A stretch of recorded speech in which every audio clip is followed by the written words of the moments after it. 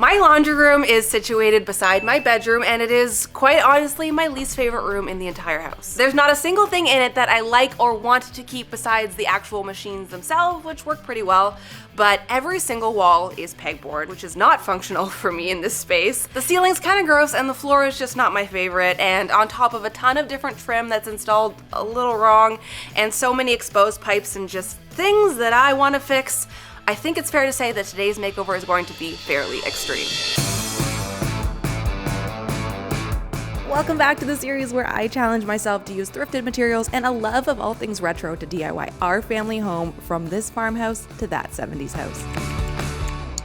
Thanks to Intel Canada for sponsoring today's video. So to get right into today's very extreme laundry room makeover, I say we just get started with some good old-fashioned demolition and get all that bad out of there. Let's go.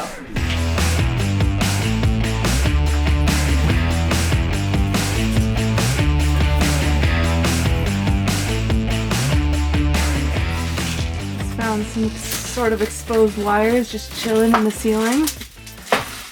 That's illegal. Potential house fire. That's extremely illegal. Gonna find out whoever did this. Oh, look at that, there's a take up wire. See this one here? What the heck? Well, it's a good thing that we're finding all these. Yeah, but now I gotta fix it. So this cupboard here, we think, gun storage? Yeah. Just rip it out. Come on, Bean, just rip it out.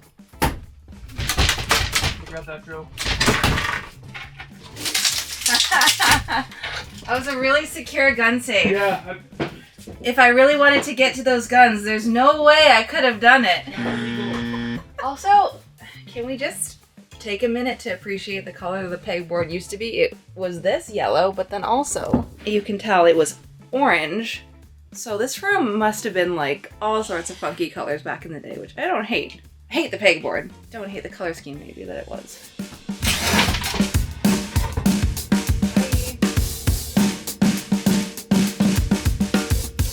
I definitely just got a discount bin of assorted screws and nails for 50 cents and said whatever it takes. Yeah.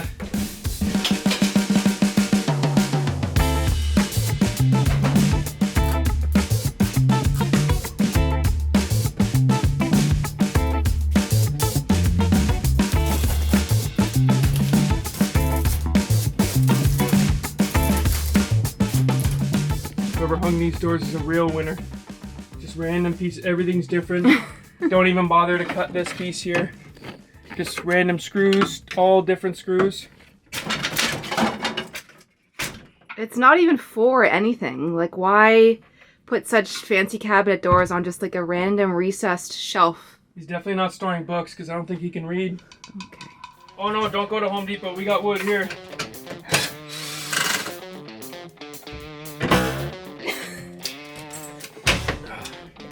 That was a window? Well, that's fun. Should we make it a window again? And then There's a wall on the other side of that now. But it's the hallway, no? That would be kind of cool. But I mean, like, what did the guests see in the laundry room? Well, they all have doors on their bedrooms. It would serve no purpose other than to And there's not even light in that hallway. be a little weird, and I love that.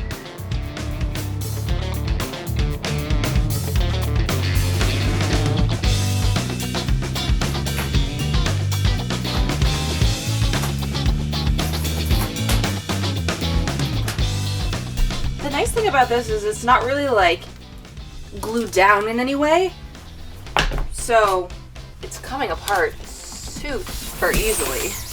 Like, that's great. Okay, we're making really good progress. We have the paneling off the wall, and now that we have the walls off and I'm realizing this wall is brick, I've come to the realization that likely, I'm gonna pull up the diagram of my entire house here. This rectangle in the middle is the original house, and all the rooms around it have been add-ons over time. So it actually makes sense that this was probably a window at one point that looked outside. Now back there is a hallway and other bedrooms, but I feel like I've been presented with an opportunity to make an interesting design choice. Like, now that I know there is a window here in this brick wall, which would otherwise be very hard to put in because cutting through brick is not easy, should I do something with this?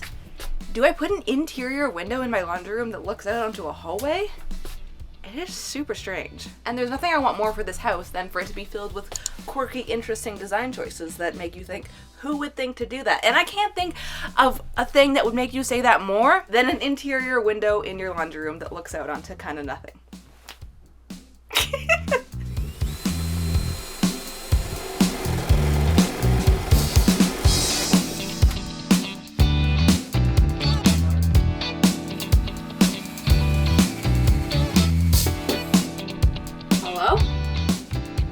Room is out that way, and then you come down a flight of 3 stairs, and these bedrooms are a little lower, which is why in the laundry room that window doesn't look like it's that high, but now that you're down here and you're lower, it's right up there in the wall.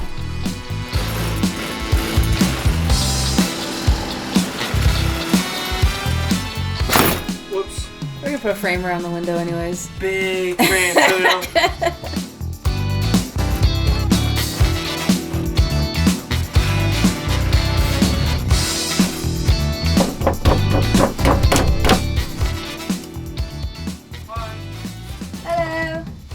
You little fries with that? It's so weird how far down it is out there. Like, that's a bedroom down there. Should I do a little more cutting? Yeah, I think so. You want me to pull it? Beautiful.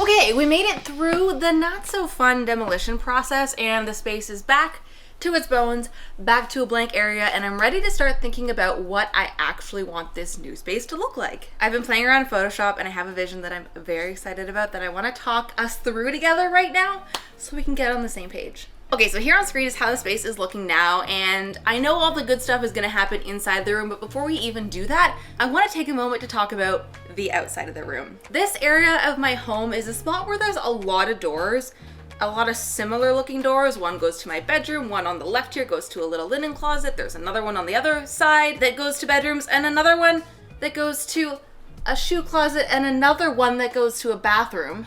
Door City over here. Yeah. So I really want to find a way to differentiate them so it's not so confusing when you walk through my home.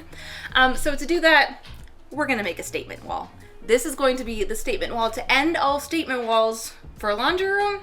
Yes, because every room deserves all the attention. Aww. So we're going to need to put some new drywall up, and of course I'll paint that a nice creamy white. And it would not be my home if we did not incorporate some wood paneling somewhere, so I think this big wall gets the wood paneling. We'll do a different light on the ceiling than the one that's there. Of course, boob light has got to go. And of course, a brand new door. I'm thinking wood, but I love the look of these all glass sort of frosted doors. It feels very mid-century, like executive office boardroom. And the last thing that I really want to do to this wall that I can't seem to get out of my head recently, so I must do it, is a glass block wall.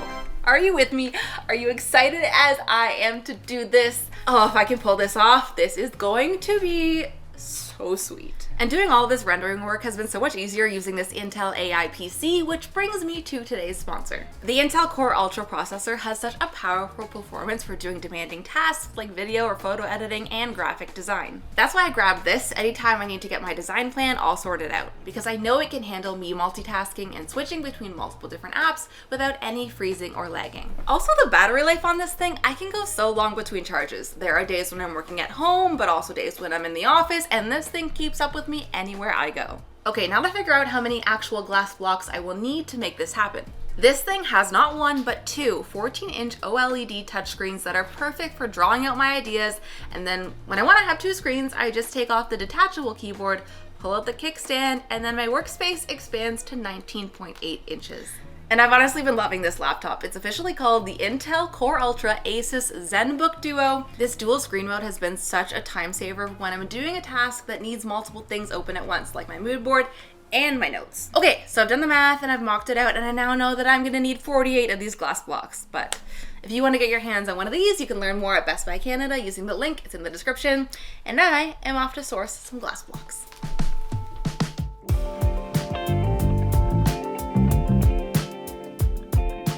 Good morning. I am on my way to rescue some glass blocks for this project. And I say rescue because I saw the listing for them online on Marketplace, and the seller said that they're currently sitting under a ton of snow, all this snow that we just got, and she said I can have them if I'm able to free them. That's the mission for today. I didn't actually bring a shovel.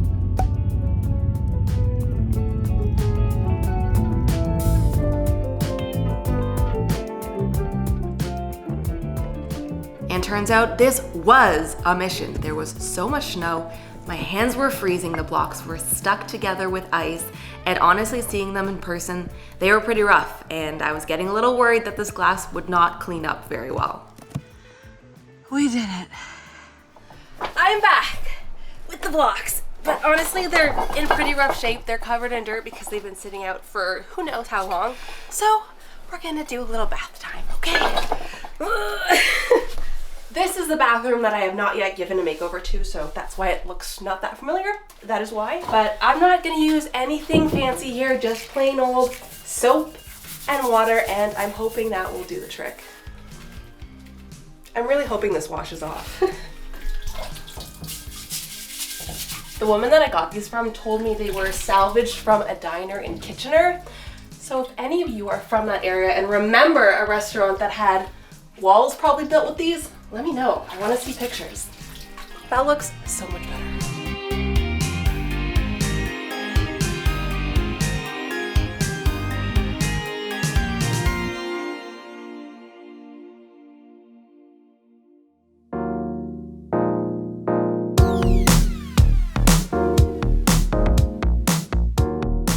Okay guys, so on top of block bath time yesterday, we did get to doing a little bit of the drywalling in this space. Wasn't too bad, but it is gonna need many coats and lots of dry time in between to get a nice smooth finish. Drywalling is just simply not my favorite thing.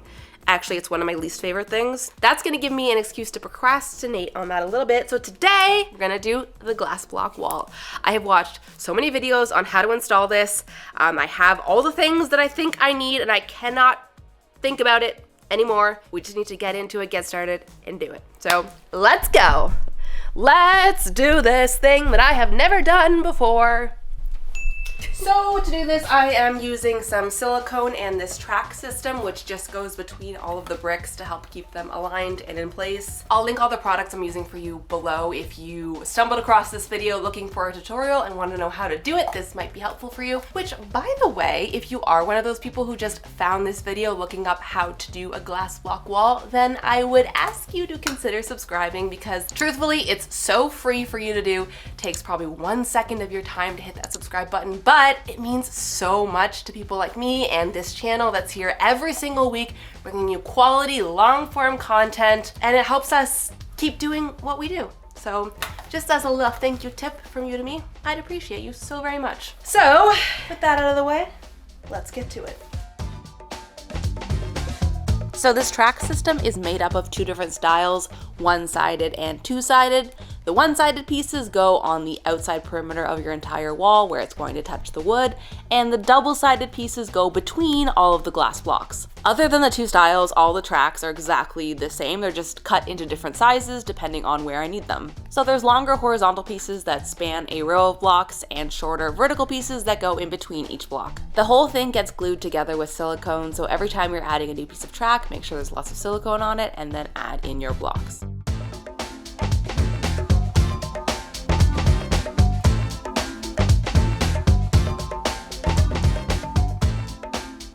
So the system also comes with these metal clips that just slide into the edges of your horizontal pieces, and then you screw those into your wooden frame as you go to keep your whole wall straight and in place.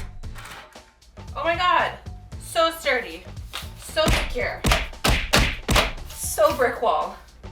And then it's just a matter of layering horizontal pieces with the screwed in clips with rows of blocks and the vertical spacers in between. And then that gets continued until your wall is complete.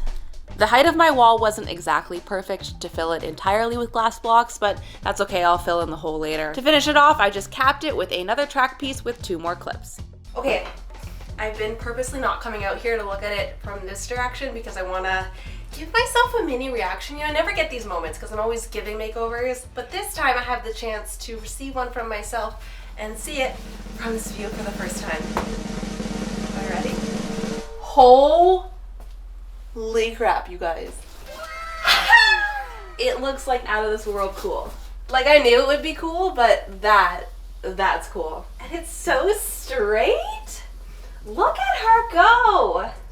And you know what? A pretty easy process. I would do it again. I so would do it again.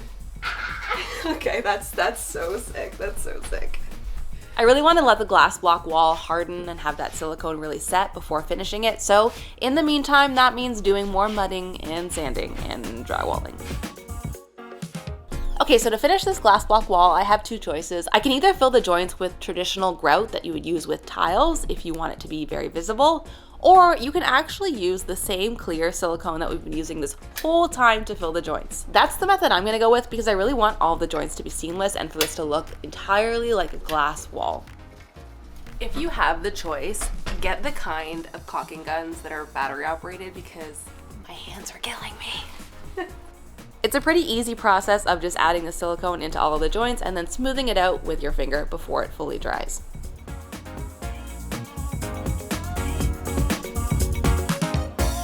Next up is adding the wood paneling to this wall, and we have the tedious job of measuring where all the holes need to be cut for the switches and outlets.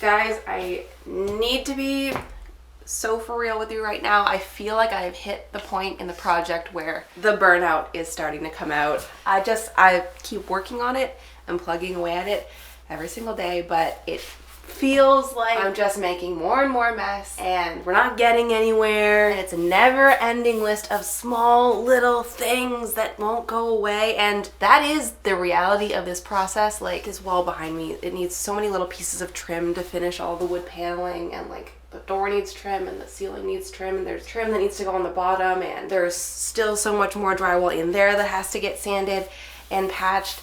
But as you can see, I'm moving on to paint out here because I think that one thing that helps me in moments like this is just moving on to something else, even if the task before it isn't done yet. I know that might seem counterintuitive, but if you get stuck in a rut of a very, very long, never-ending task, leave it for another day.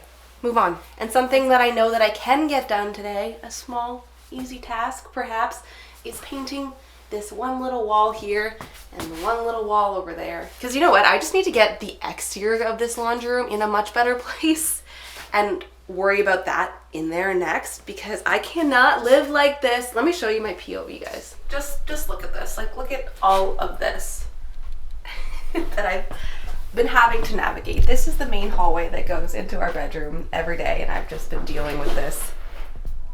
So yes, these are the realities of just working on a space that you also happen to live in, but that's okay because I would not have it any other way. This is so fun for me, and I just need to get past these moments because they happen every time with every makeover. So I think we're gonna move on to some smaller, easy wins today, like painting a wall. And also, speaking of wins, I just found my dream door for this space. It is exactly what I pictured in my brain. If I could have anything, it would be this door, and I happened to find it on Marketplace.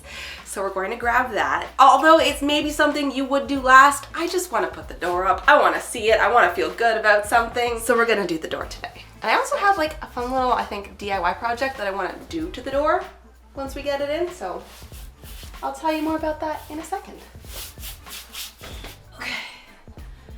It's really heavy. Okay.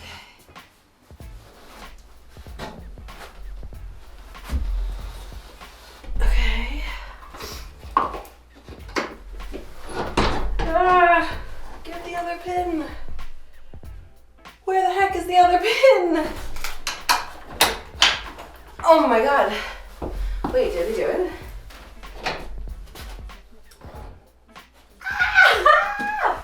Okay, well I need a doorknob here, but that's fine. Oh my god, it looks so good. It looks so good. Stop! You're so cute.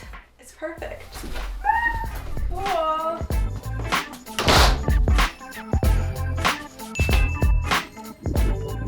So now it's off to the craft store to grab some supplies for the DIY I have in mind for this store.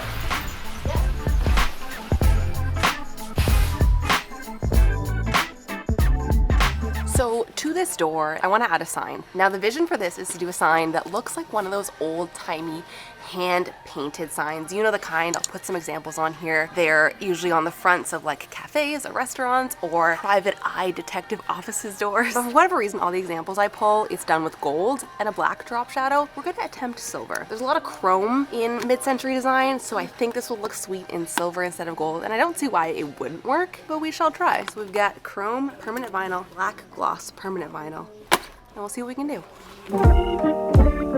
So to make this faux painted door sign effect, I'm just using my Cricut machine and some permanent vinyl. And then how I did this was by cutting out 2 different layers. So the first layer I cut out was on the black vinyl, and that was my lettering plus the drop shadow combined into 1 layer. And then the second layer was just the lettering cut out of the chrome vinyl. Now here's where having transfer tape would be very helpful, but I misplaced mine, so instead I'm just using some painter's tape, and honestly, this kind of worked. I put the tape over the silver lettering so I could pick it all up in 1 layer and then place it on top of the black. And now they're combined, I have this super cool faux hand-painted sign effect sticker.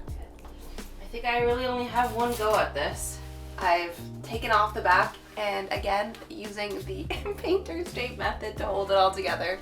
Here we go. Oh gosh, guys, I'm stressing. Committing to the placement.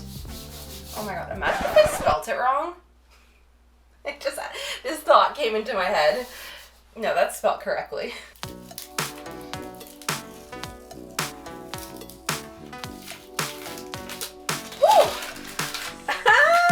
Okay, we're gonna ride the high that I'm currently experiencing after finishing this door and having it look literally divine. Let's carry on by banging out the rest of this trim, a little bit of stain, a few more layers of paint, and I think we're gonna have what looks like a gorgeous exterior laundry room project. Yes, I know, there's still more to do. We'll talk about that later. Instead of going with my new favorite teak looking stain color, I'm going with one that actually just matched the door, since I thought that was the most important thing here, that it all looked like one cohesive type of wood. And I'm always on the hunt for the best way to apply stain because I find it such a messy process. Typically I'll do the scrap fabric and wipe it on method, but that can kind of get drippy, and since this is a wall and not like a piece of furniture that I can put on a drop cloth, I wanted to try something different. I'm using a chip brush and painting on the stain, which allowed me to be a little more precise, and honestly this worked pretty well. It did take a little longer, but I found the process a lot less messy, and that was kind of nice. Just don't forget to come back after a few minutes and wipe off the excess, since the brush can put on a lot of product. Okay, so this is just gonna be me for the next bit, staining all the walls and the trim and the ceiling, and I will catch you guys tomorrow.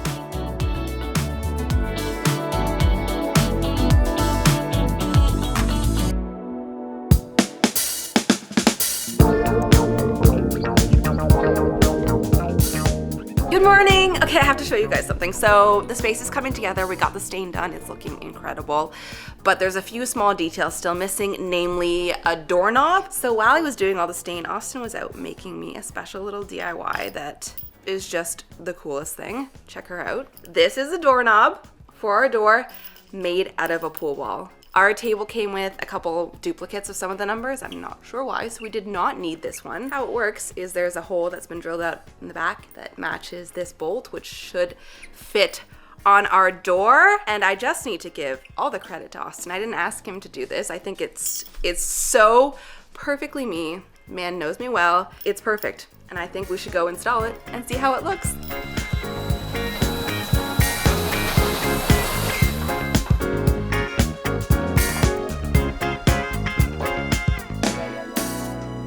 This handle fit in so well with this space.